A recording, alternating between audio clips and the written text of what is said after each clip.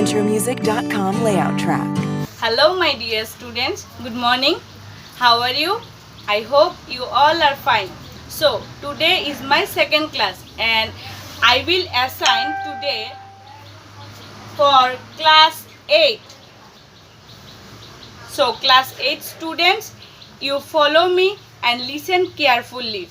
So your first chapter is poem Dhani and the poet name is Suryakanta Tripathi Nirala. So now students, I am translate in Hindi.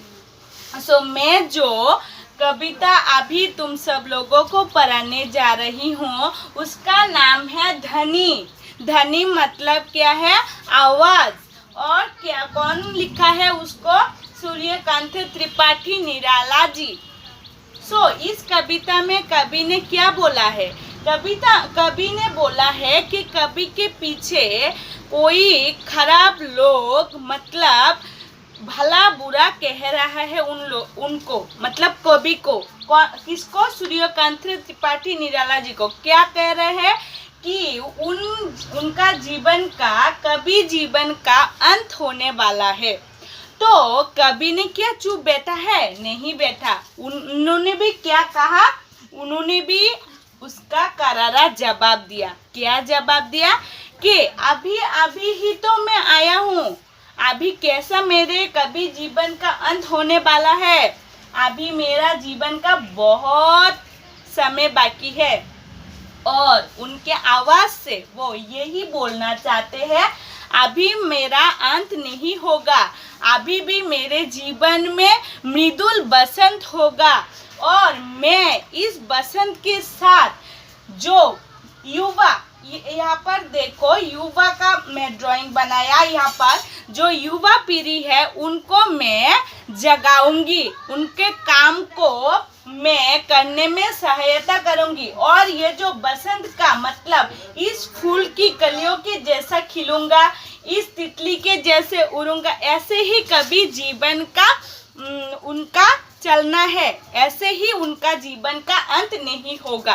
तो समझ गए बच्चों? इस पूरे कविता में कवि ने यही बोला ऐसे ही किसी के जीवन का अंत नहीं होता है. ऐसे ही किसी के बोलने पर किसी के जीवन समाप्त नहीं हो सकता.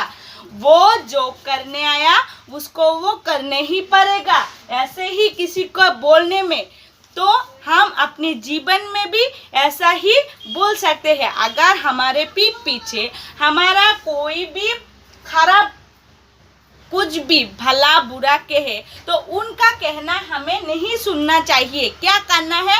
सिर्फ अपने मन की बात सुनना है. ठीक है? जो हमें करना है वो हमें करना ही है, चाहे इसके लिए हमें कोई भी लड़ाई क्यों ना लड़ना पड़े. सो बच्चों तुम लोग समझ गए इस कविता का अंत यहाँ पर ही होता है.